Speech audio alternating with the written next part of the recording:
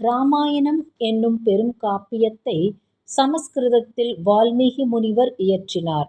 அதன்பின் கம்பர், துளசிதாசர், எழுத்தச்சன் போன்ற சான்றோர்கள் தமிழ், ஹிந்தி, மலையாளம் என்ற மொழிகளில் மொழிபெயர்த்துள்ளனர்.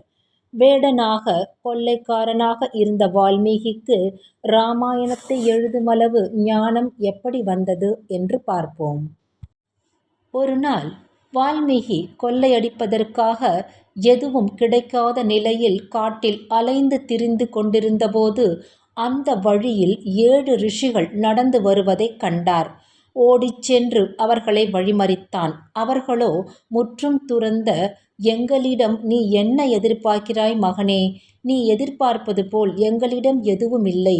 அடித்துப் பறிக்கும் பாப செயலை செய்கிறாயே, எதற்கு இந்த தொழிலை செய்கிறாய்?" என்றனர். "எனக்கு தெரிந்த தொழில் இதுதான். அதோடு என் குடும்பத்தை காப்பாற்ற வேண்டாமா? அதற்காகத்தான் இப்படி செய்கிறேன்" என்றான் வால்மீகி திமிராக. "என்ன, குடும்பத்திற்காக செய்கிறாயா? நீ கொண்டு கொடுக்கும் பொருட்களை உன் குடும்பத்தினர் அனைவரும் பகிர்ந்து கொள்கிறார்கள். அதேபோல் நீ செய்யும் இந்த பாவ காரியத்திலும் அவர்கள் பங்கெடுத்துக் கொள்வார்களா என்று ரிஷிகள் கேட்க, "நிச்சயம் எடுத்துக் கொள்வார்கள்" என்றான் வால்மீகி. "அதையும் கேட்டு வந்துதான் சொல்லேன். நாங்கள் எங்கும் போக மாட்டோம், இங்குதான் இருப்போம்" என்றவுடன் யோசனை மிகுந்தவனாக வீட்டிற்கு சென்றான் வால்மீகி. தனது குடும்பத்தினரிடம் ரிஷிகள் சொன்ன அதே கேள்வியை கேட்டான். ஆனால் அவர்களோ அவனது எதிர்பார்ப்பிற்கு மாறாக, "எங்களால் எப்படி பாவத்தில் பங்கேற்க முடியும்?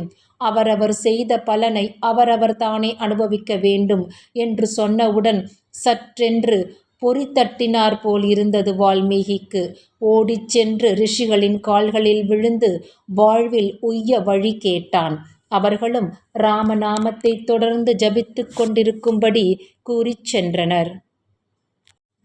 கரையான் புற்று மேலே மூடுமளவு ஆண்டுகள் பல சென்றும் விடாமல் ராமநாமம் ஜபித்தபடி இருந்தார் வால்மீகி.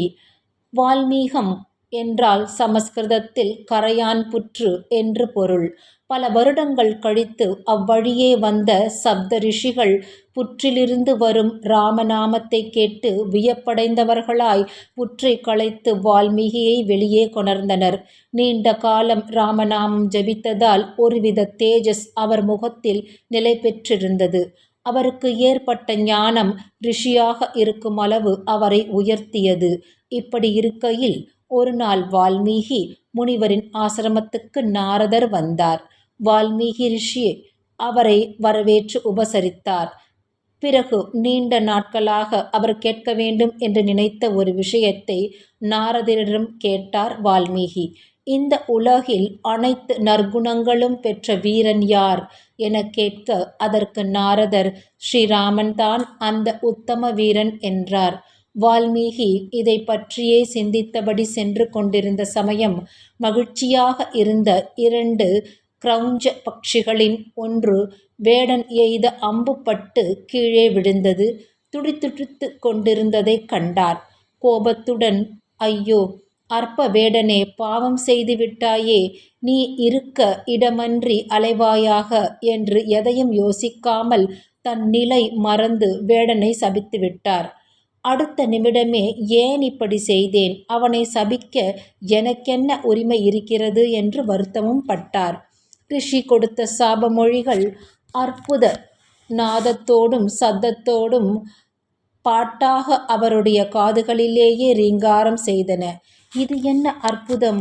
என்று வியப்பு மேலிட, திகைத்து நின்றபோது நான்முகன் அவர் முன் பிரத்யக்ஷமானார். "முனிசிரேஷ்டரே, ராம கதையை எழுதும் முறையை உமக்கு காட்டவே இந்த நிகழ்ச்சி நடந்தது. இதே சோக சந்தத்தில் ராமசரிதத்தை எழுது. ராமசரிதையில் நடந்தது அனைத்தும் நீ வரிசையாக கிரமமாக எழுத உனக்கு வரமளிக்கிறேன். நீ எழுத எழுத ஒன்றன் பின் ஒன்றாய் உனக்கு வார்த்தைகள் நினைவுக்கு வரும்" என்றருளி மறைந்தார். அதில் மலர்ந்ததுதான் இராமாயண காவியம். இதில் அநேக காண்டங்கள் இருக்கின்றன. நாம் பிரதானமாக எடுத்துக்கொண்டுள்ள சுந்தர காண்டத்திற்கு செல்வதற்கு முன் அதற்கு உள்ள மற்ற காண்டங்களை சுருக்கமாக பார்ப்போம். பாலகாண்டம்.